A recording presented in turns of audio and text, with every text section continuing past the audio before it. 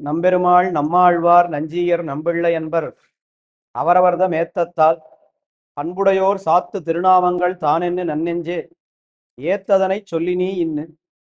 ஸ்ரீவைஷ்ணவ சம்பிரதாயத்திலே நம்பெருமாள் நம்மாழ்வார் நஞ்சியர் நம்பிள்ளை என்று இவர்கள் நால்வருக்கு மட்டும் இந்த நம் நம் என்கிற அடைமொழியோடு அவர்களை அழைக்கிறோம்.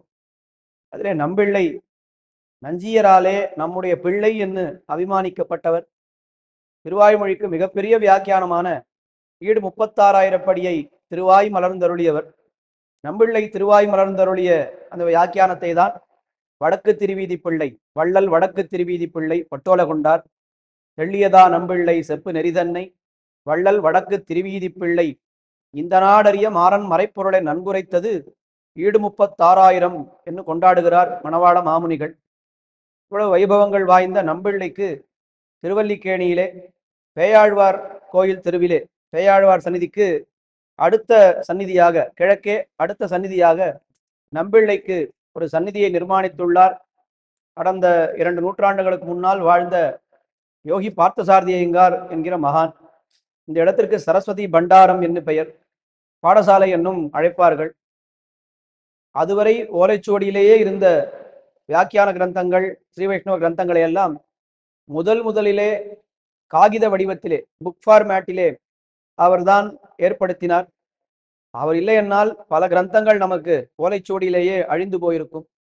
அப்படி பிரமாணங்களை அவர் எப்படி ரட்சித்தாரோ மங்களாசாசனம் செய்தாரோ அதே போல பிரமாதாவான நம்பிள்ளைக்கு ஒரு சந்நிதி ஏற்படுத்தி அவருக்கு உற்சவங்கள் இங்கே விசேஷமாக நடைபெற வேண்டும் என்று ஏற்பாடு செய்திருக்கிறார். இந்த சந்நிதியிலே நம்பெருமாள் ரங்கநாதர் எழுந்தருளியிருக்கிறார், ஸ்ரீரங்கநாச்சியார் எழுந்தருளியிருக்கிறார், நம்பிள்ளை எழுந்தருளியிருக்கிறார். சமீபத்திலே அனந்தாழ்வான் திருமலை அனந்தாழ்வான் அவரும் இங்கே எழுந்தருளியிருக்கிறார். இந்த சந்நிதிக்கு பிரதான ஆராத்திய தேவதையாக லக்ஷ்மி நரசிம்மன் விளங்குகிறார். நம்மாழ்வார் திருமங்கை ஆழ்வார் உடையவர் மணவாள மாமுனிகள் ஆகிய ஆச்சாரியர்களும் இங்கே சன்னதி பண்ணி எழுந்தருளியிருக்கிறார்கள். இந்த நம்பிள்ளைக்கு கார்த்திகையில் கார்த்திகை பூர்த்தியாகும்படியாக 5 நாள் உற்சவம் விசேஷமாக நடைபெற்று கொண்டு வருகிறது. திருவாய்மொழி சேவா காலம். திருவல்லிக்கேணியிலே பார்த்தசாரதி பெருமாள் கைங்கரியப்பரர்கள் அத்தியாபகர்கள் எத்தனை பேர் இருக்காளோ அத்தனை பேரும் இங்கே வந்து இந்த கோஷ்டியை இந்த உற்சவத்தை விசேஷமாக நடத்தி வைப்பார்கள். இந்த காலத்திலே நம்பிள்ளை காலக்ஷேபத்திலே எல்லோரும் அன்வைப்பார்களாம். நம்பெருமாள் கோஷ்டியிலே இருக்கக்கூடிய அனைத்து ஸ்ரீ வைஷ்ணவர்களும் நம்பிள்ள கோஷ்டியிலே அன்வைப்பார்களாம். அப்போ கோஷ்டி கலைஞ்சு போகும் பொழுது ஏன்னா நம்பெருமாள் கோஷ்டியோ நம்பிள்ள கோஷ்டியோ என்று கேட்பார்களாம். நம்பிள்ள கோஷ்டி கலைஞ்சு போறதா நம்பெருமாள் கோஷ்டி கலைஞ்சு போறதான்னு தெரியாத அளவுக்கு ரெண்டும் விசேஷமா நடக்கும்.